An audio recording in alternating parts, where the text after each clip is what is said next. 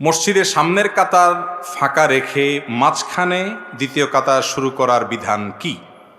সুন্দর একটি প্রশ্ন। অনেক মসজিদে দেখবেন আমাদের মুসল্লি ভাইয়েরা, মুক্তাদি ভাইয়েরা, আমরা জামাত চলাকালীন সময় চলে যাই, সামনের কাতারে ডান পাশে বাম পাশে এখনো জায়গা ফাঁকা আছে, আরও 2-4 জন দাঁড়াইতে পারবে, এর মধ্যে দ্বিতীয় কাতার শুরু করে অনেকে। আছে না নাই? আপনাদের এলাকায় আছে এরকম লোক? যারা এই কাজটা করেন, অনেকে এটা এই জন্য করেন যে প্রথম কাতারের ওই কোণা পর্যন্ত যেতে যেতে ইমাম সাহেবকে আর ধরা যাবে না। তো ইমাম সাহেবকে যাতে রুকুর মধ্যে ধরা যায়, বিশেষ করে ইমাম রুকুতে গেলে তামাশা দেখা যায় বেশি, তাই না? যে ইমাম রুকুতে চলে গেছে, এখন যদি আমি যাইতে যাইতে ওই সামনের কাতারের ডান বা বাম কোণা পর্যন্ত যাই, ততক্ষণে ইমাম সাহেব বেচারা উঠে যেতে পারে, আমার রাকাতটা মিস হয়ে যাবে। এটা যাতে মিস না হয় জন্য দৌড় দিয়ে যায় দ্বিতীয় কাতারে মাঝখানে বা কোনো এক জায়গায় দাঁড়ায় যায়। আছে না নাই? খুব খারাপ একটা অভ্যাস, খারাপ একটা রোগ।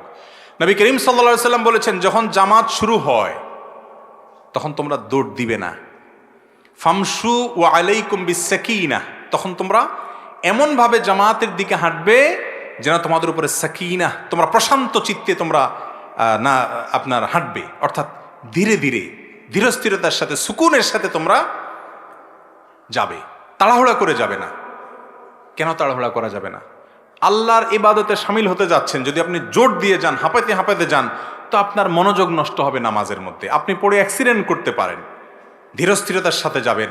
গুরুত্বপূর্ণ কোনো ব্যক্তির সাথে, একজন এমপির সাথে সাক্ষাৎ করতে গেলে আপনি দৌড় দিতে দিতে হাঁপাইতে হাঁপাইতে তার সামনে ঢুকবেন, যাওয়ার আগে কত পরিপাটি হবেন, সব ঠিকঠাক করবেন, পোস্টপাস দিবেন, সব ঠিক আছে কিনা, এরপর ঠান্ডা মাথায় প্রবেশ করবেন। ঠিক না বে ঠিক?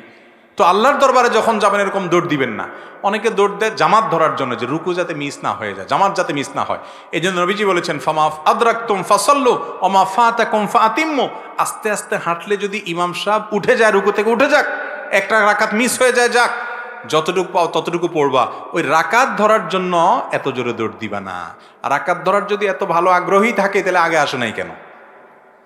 কথা কি বুঝাতে পারছি? তো যারা পরে এসে কাতারের মাঝখানে দাঁড়ায় যান, সামনে ডানে বামে ফাঁকা রাখেন, তাদের নামাজের মধ্যে ত্রুটি থেকে যায়। নামাজ হয়ে যাবে, ফরজ আদায় হয়ে যাবে, কিন্তু ত্রুটি থেকে যায়।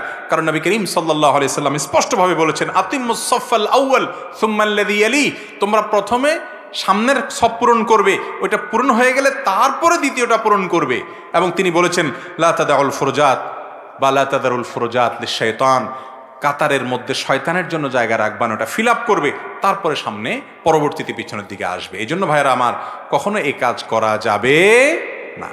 তবে নামাজটা কোনো মতো হয়ে যাবে, পূর্ণাঙ্গ হলো না যদি আপনি কাতার ফাঁকা রেখে আসেন। অবশ্যই কাতার পূর্ণাঙ্গ করে তারপর দ্বিতীয় কাতার, পরবর্তী কাতারে দাঁড়াতে হবে।